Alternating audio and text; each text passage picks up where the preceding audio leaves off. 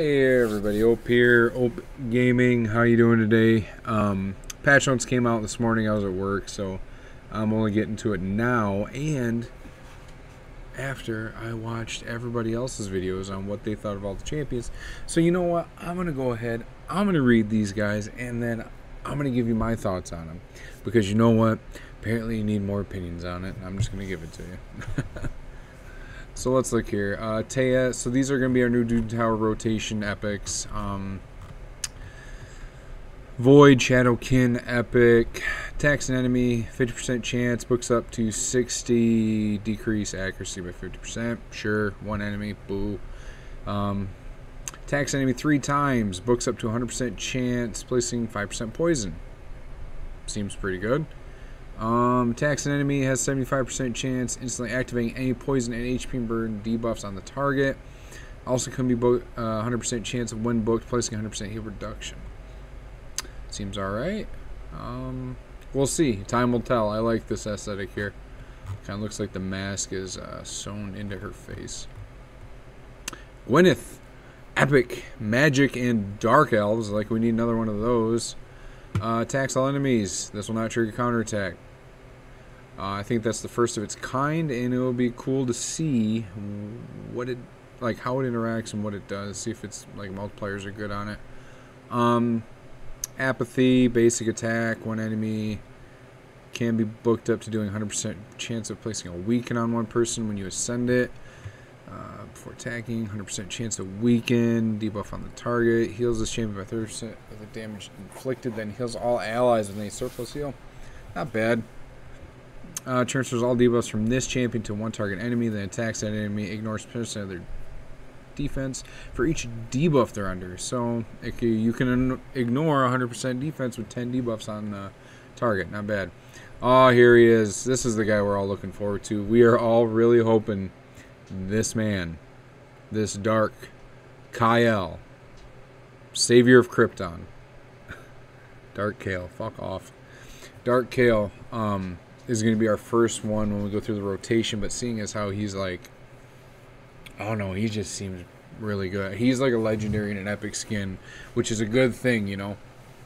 I think he's going to be probably the last one on there, sadly. I think Gwyneth will be our first, then Taya, and then it'll probably be into Dark Kael. Honestly, I think that's how it's going to go for number. Anyways, he's great. Literally just great. He attacks one enemy 3 times.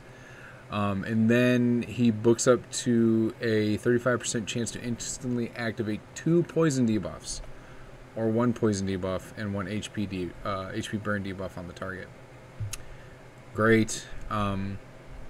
His A2 attacks all enemies.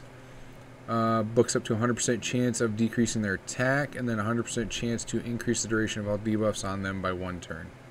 When it's a critical. That's pretty crazy. But I mean, he's no Vizier Valius, but he's like that close with a lot better kit, and Vizier's a legendary. This is a 100% chance with his reality acid to place 3 5% poison debuffs and a 25% poison sensitivity debuff for 2 turns. He has a passive, Delirium. Decrease the crit rate of enemies under 2 or more poison debuffs by 50%. If there are multiples with this skill, it does not stack.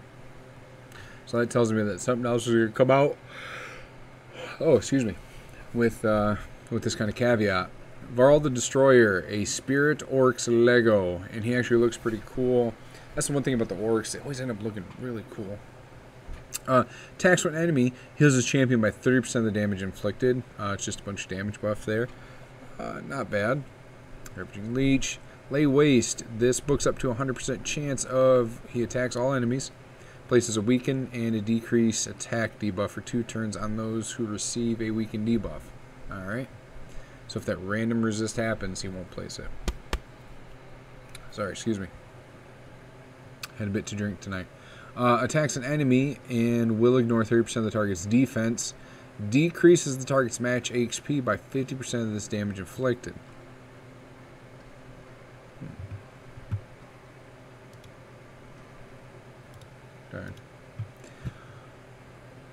He has a Places a block damage buff on him for 1 turn if this attack kills an enemy. That's pretty cool. Mass Murder. Increases champion's attack by 10% for each time they use an active skill. Stacks up to 100%. Resets each round. He's not bad. I like him. I think he looks cool. He kind of reminds me, I don't know why, but of like Toad from X-Men. I think it's because these look like the goggles and he just looks like an ugly shit. Vassal of the Seal. I think this demon spawn is going to be pretty legit. I'm actually very excited. I need to look and see what the base stats are because I think he's pretty fast too. He is a Force HP legendary from the Demon Spawn faction. His first ability, Abyssal Seal. Attacks 1 enemy. Places an HP burn debuff on the target for 2 turns if they are under a true fear or a decreased attack debuff. Also places a shield on this champion for 2 turns equal to 10% of their max HP. So you can probably get him up to pretty easily like 70 to 100k HP. And you got a 7 to 10k shield. Not bad. The damage gets booked out with books here. Infernal Darkness. Attacks all enemies. Books up to 100% chance of placing a true fear on them for 50 and a 50% decreased attack debuff for 2 turns. That's actually really cool. See, I'm missing a Mashald on my account. I really wish I had one. Mainly because I want to do like the ultimate like Batman Eater Forever kind of thing. But the True Fear debuff is great. And the fact that this guy ends up placing it 4, 5, 6, 7, 8, 9, 10. He only needs 12 books too, which, you know, when you're looking at book economy for legendaries, this is pretty average and it's okay. Like, it's been seen that the community's like, once you start tipping over 13, you're like, this guy better be really fucking good. And if he's not, like, picks, 18 fucking books, then people have a bitch fit, which I 100% it's warranted because Pixel is garbage. Brackus takes a shit ton of books. I think 15 or 16. You have to take a look at that. But then, you look at old stuff on old legendaries like Bad Alcazar. There's another one. Necret was actually like resource requirement for books was the same as old legendaries, which was nice because Necret I think requires 6 books, and so does Bad Alcazar, and that's just fucking money. That's nice. There is what that is. Let's see. Sorry, I went off tangent again. Daemon Possession. Balances the HP of all of the champs. The HP levels of all allies will be brought up to the level of the ally with the highest. After balancing, grants an extra turn. Books down to a 4 turn. Not bad. Legion of Doom. Receives 20% less damage from champions from Bannerlords, High Elf, Sacred Order, and Order factions. So he's kind of like the foil of... can't remember his name. Cardiel. Or Cardiel. The angel that deals more damage or receives less or puts true fear or whatever. I like that they're starting to have this little intermittent like hostility. Like demons are like fuck you to the other factions. It's pretty nice. If there are 2 or more demon spawn on the team alongside him, increases his crit damage of all demon spawn on the team by 20%. That's pretty good.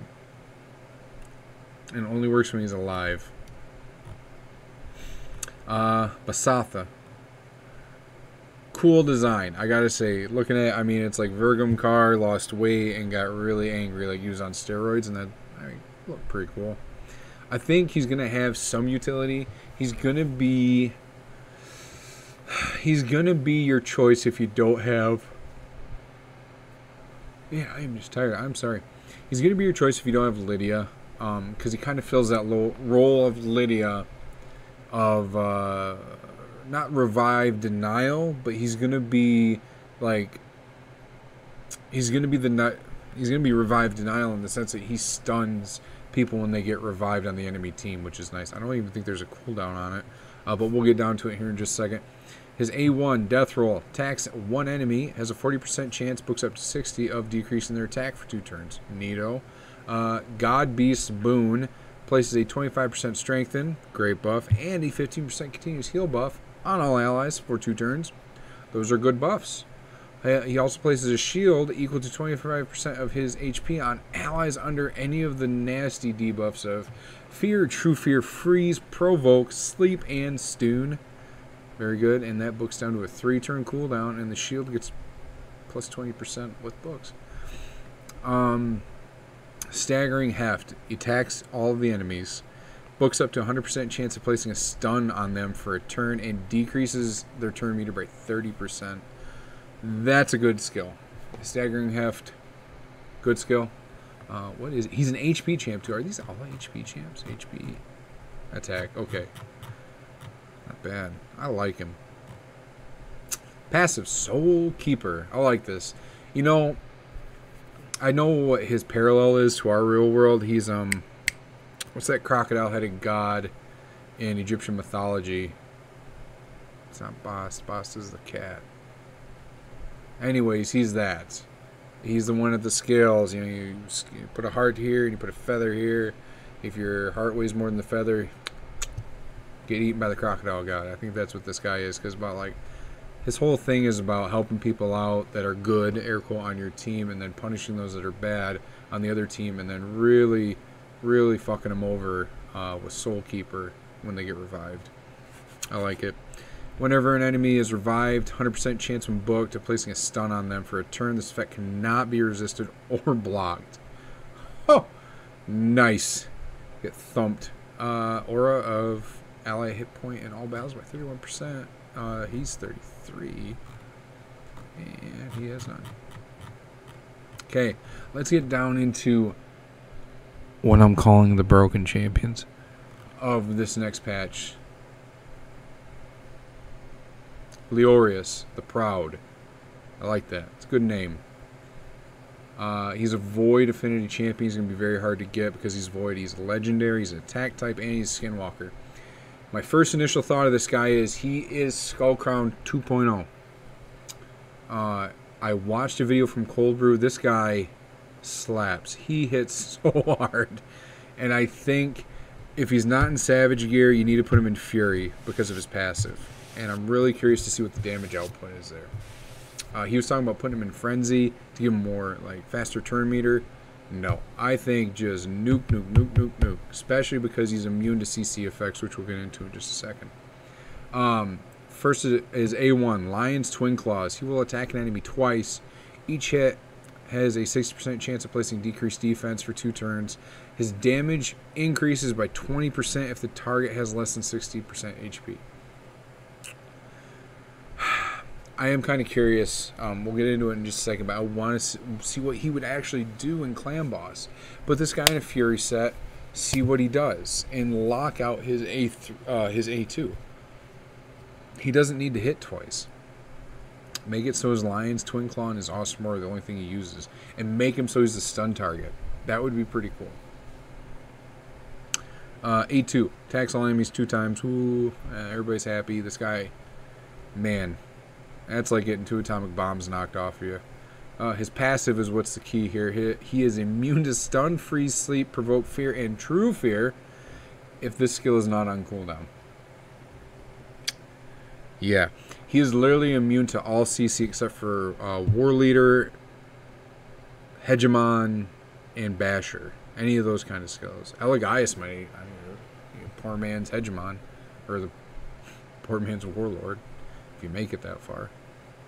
Lock him out. These are all just damage books. It's like putting more gunpowder in the in the barrel for this guy.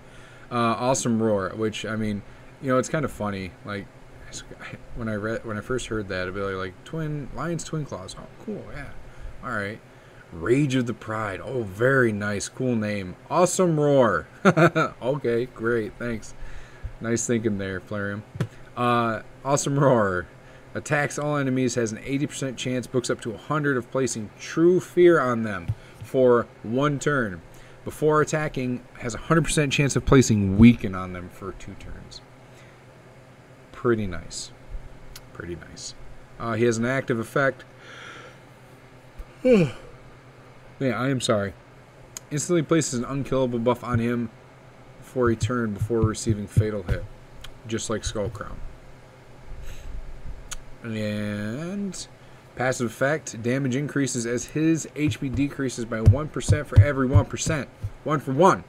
Go down to 1%, he's 99% extra damage he's going to do. That's crazy. Put him in a Fury set. I want to see what this man can do. Let's get down into Mother Cybele, I think is how you'd say that. Cybele? Cybele? Cybele? I don't know. I think it might be French. Who knows? Legendary Force Champion support from Night Revenants. Now, her base stats are insane. Her speed is 115. Her HP is around 20k. And I think her defense is around anywhere from like 13 to 15k. She's going to be tanky. She's going to be fast. And she's going to be annoying. I guess a lot of the endgame guys are saying this, like, watch out for her because she's going to start, like, popping up everywhere.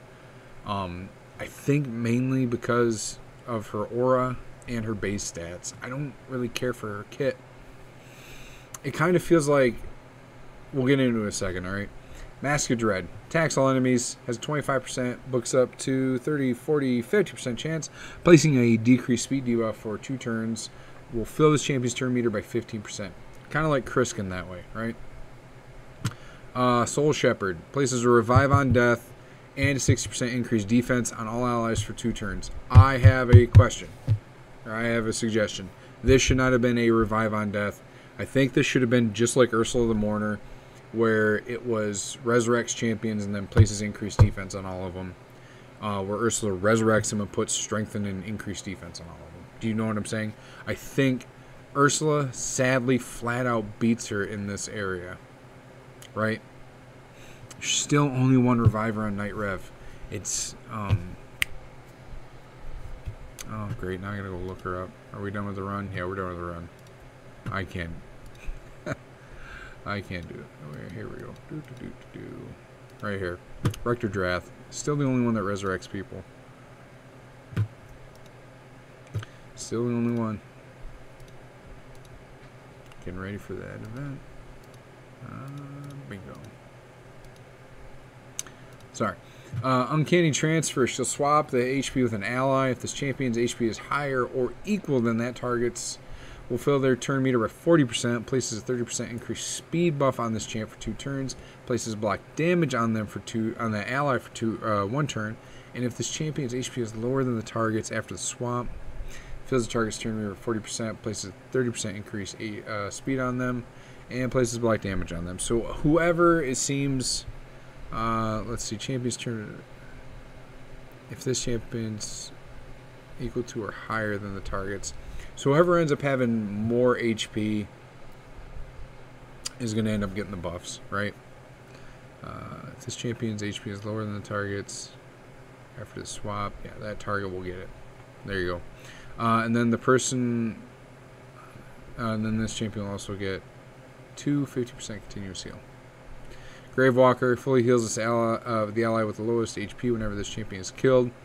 Heals all allies by 20% of their max HP, and then fills their turn meter by 50% when this champion is revived. I mean, it's unique. It's cool. A lot of people are looking at this down here. Big boy speed aura in all battles. 24%. That is nice. I mean, and her design is pretty cool, too. Let's get down into some guys I like that look like they're based off some Dark Souls characters. Magnar looks like the Forged Demon or whatever from Dark Souls. Epic Spirit Affinity HP Demon Spawn. His entire kit has to deal with HP burn. He doesn't do any HP burn. It looks like he's supposed to be paired with somebody. I would argue anybody in the Demon Spawn, because a lot of them put HP burn out. You got a Kak, Drexar, a Koth. Let's go over his kit here. He's an HP champ. Superheated Hammer. Attacks one enemy. 45%, 50, 55, 65% chance of placing a decreased defense on them for 2 turns. 100% chance instead if they're under HP burn. Percussive Pound. Attacks all enemies. Places an extra hit on those under HP burn.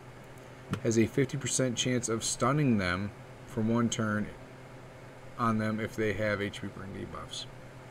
Okay. Also, Fan the Flames. Attacks an enemy. Applies debuff spread. It will take 2 random debuffs and put them on everybody else that are under HP burns. Also increases duration of HP burns by a turn. Obviously will not spread fear, true fear, freeze, provoke, sleep, or stun. I very much believe that none of the debuff spreaders can do that. Flesh Melter. This champion heals by 1% of their max HP every time anyone in the battle takes damage from an HP burn debuff. If you want to see the game melt, you put Sissia, or Siki, whatever her name is, Sissia, a Cac, and this guy on the same team against Spider, and good luck. I have a one gentleman's gold dollar bill that says your phone shuts that game right off. Let's see. He has an aura, increases defense and Doom Tower by 30%. Not bad. Canelia looks like Little Miss Annie's sister. She is an epic magic affinity support champion from the dwarves. Surprising swiftness. Her A1 attacks an enemy. Has a 50% chance when booked to increase the cooldown with the target skills by 2 turns at random. Piece of the Deep. She Ascended. We don't care about basic. Ascended has a 100% booked out chance to sleep all enemies for a turn. The passive effect is when an enemy loses a sleep debuff placed by this skill. So you can't like Prince Kaimar and then they all wake up with her on the team and then it will do this, which they have a 50% chance of placing a fear for a turn. And then Revitalizing Rest. I like this. This reminds me like Snorlax from Pokemon. Revitalizing Rest places a sleep debuff on an ally for a turn, heals an ally by 50% of their max HP, and fills their turn meter by 50% whenever the sleep debuff expires or gets removed. Heals that ally by 100% and completely fills their turn meter if the sleep debuff is lost due to taking damage from an enemy. And has an aura of increases speed in all battles by 18%. Great. Grade A stuff right there. I like these last 2 bits, and I think this is not a bad A1 on her. Zhirojin. Spirit. HP champion from Shadowkin. A lot of if you notice, there's a lot of HP champions in this release.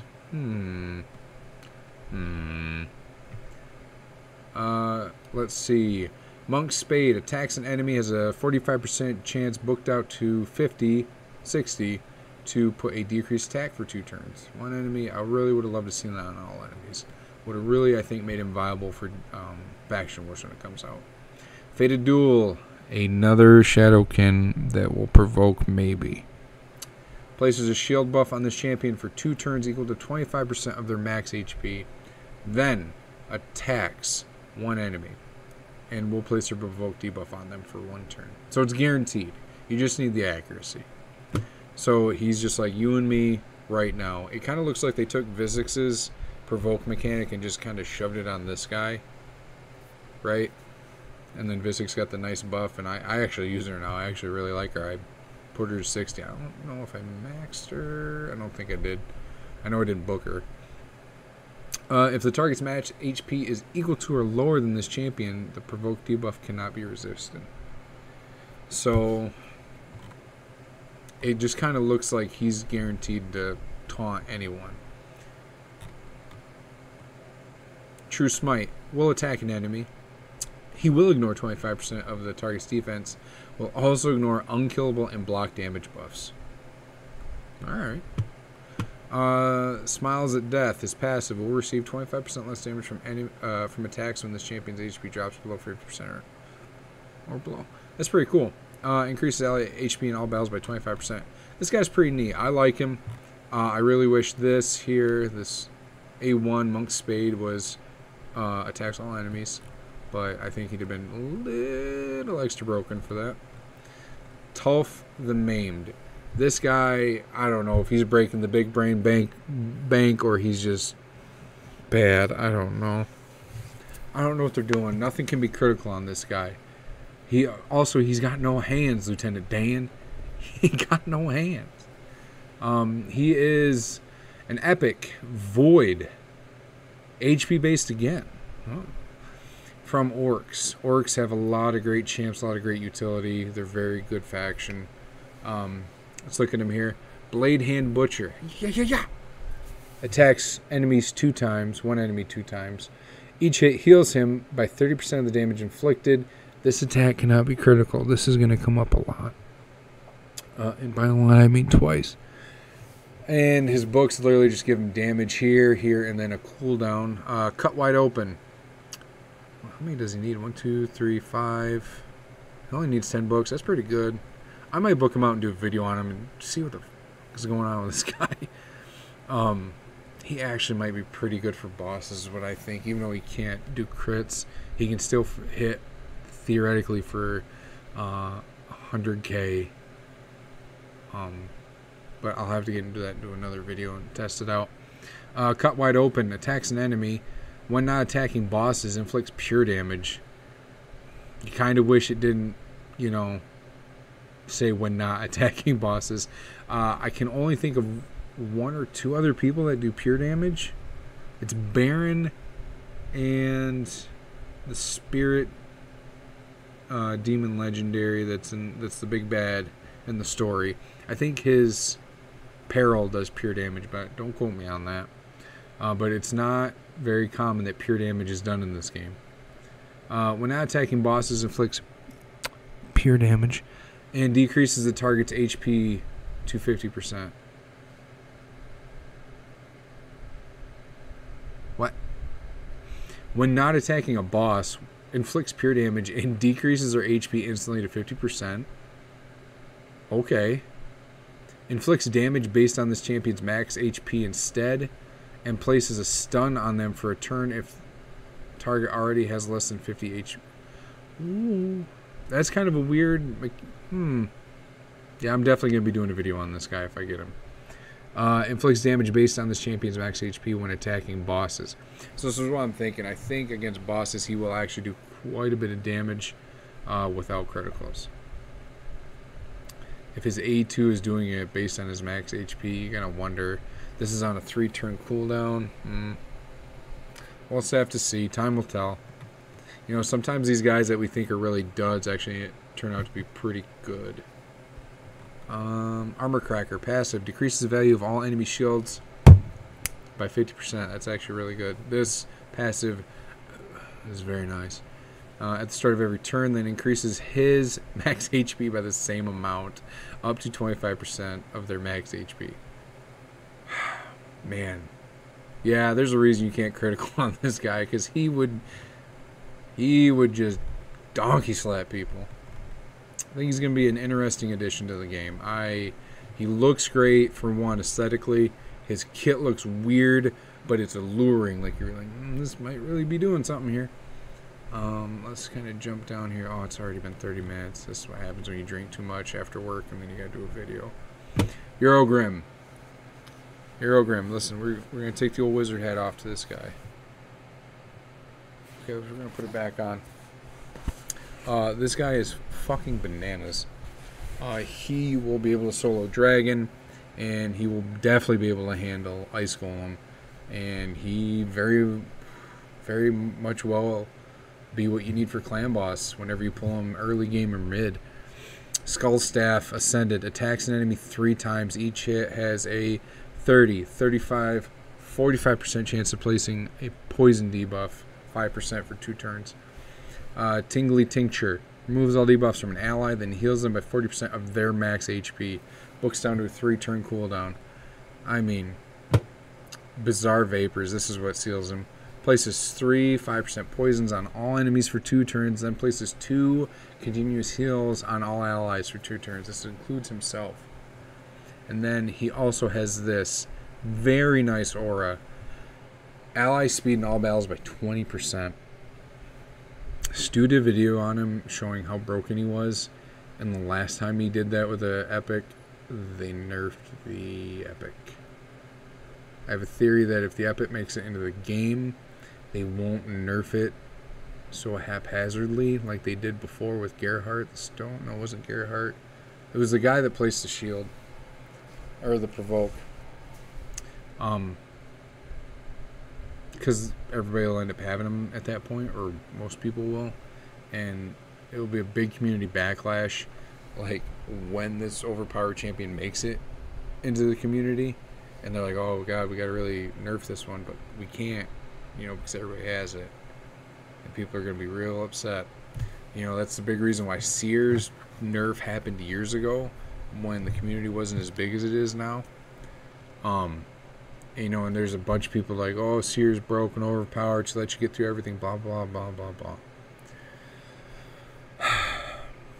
Sears been nerfed before, and she's still an amazing... She's literally a legendary and an epic skin. Literally.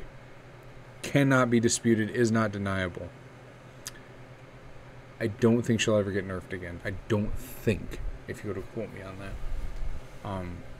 Too many people have her and rely on her. The only way to mitigate like the power creep that they have is they have to create harder and harder content, and then slightly, ever so slightly, keep creeping up new champions to that, and then they have to rebalance the old champions to bring them up to that. Because at one point you don't want to be like, I don't want to use my Draco, it's garbage again, or I don't want to use my Mashald, or Bad Alcazar fell out for a while. People are like, I don't want to use this fucking loser. And then now look at him. He's back in the meta again, running dungeons because he can solo Dragon and solo Ice Golem. I'm not even going to go over the rares. The only one that's worth mentioning is Hellfreak. I think this guy is actually secretly pretty decent. I think he's going to shock us. Depends on his multipliers, but I think he's going to be a great single target smash. Yeah. Go over these really broken Void Legendary Skinwalkers. Everybody's been complaining that the Skinwalkers haven't been getting a lot of love, and then Plarium is like, "Oh, here you go, furries. Here's a fox lady with titties." You know, kind of weird looking, but what sucks is I think everybody's gonna want, how are we saying this? Temesia. For anybody else wondering, I'm pretty sure that's how you say it. Temesia. She's a legendary void, very hard to get. Skinwalker. She is just going to be crucial for a lot of things. She's definitely going to be an upgrade to anybody's account, for sure. Fiery Battle Axe, it's her A1. She'll attack an enemy. 50% chance of placing decreased defense. Big version has a 100% chance of placing decreased defense if they're under HP burn. Cool. Cunning Chaos. So this is where we start to get spice. Attacks all enemies. Books up to 100% chance of placing HP burn for 3 turns. That's nice. Extra turn on that. Has a 100% chance of placing a stun for a turn on targets with 50% turn meter or more.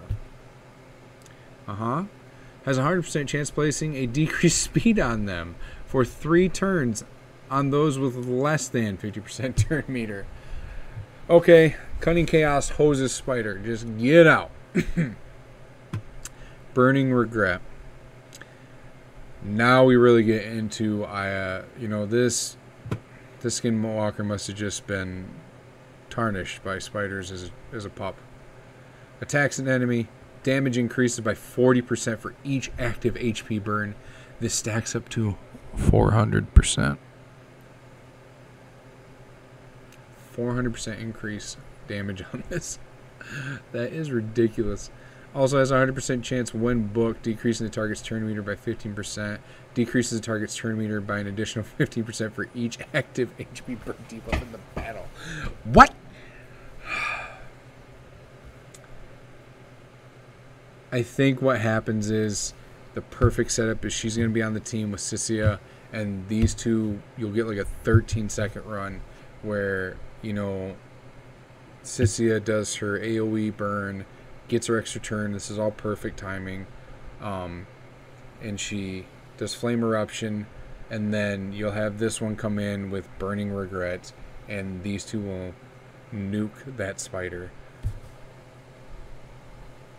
Man, I just, you go Lydia first, Sissia, and then Temesia. I think that's it. That's spider done just like that. Yep. Inner Heat, passive. Whenever an ally receives a freeze debuff, has a 50% chance of replacing it with an HP burn. I think any of us would take that day. Hell of a deal. You take that deal? I'd take that deal. This debuff cannot be blocked or removed. That's fine. Like different version of Group Tuck. Group Tuck was garbage, and then he found his way a little bit into a niche meta. Whenever an ally or an enemy is under an HP burn debuff, this champion is immune to stun, sleep, freeze, fear, true fear, and provoke debuffs. Oh my god. Oh, Frostbiter just doesn't stand a chance either. Because Sissia puts HP burn on herself. I can't wait. This ought to be great. Oh, this ought to be great. Looks like to be a good patch. Let's all have some fun. Starts on the 5th. That's my take, and I really wish all of you would have a great night, alright? Stay frosty out there, drink responsibly. Later.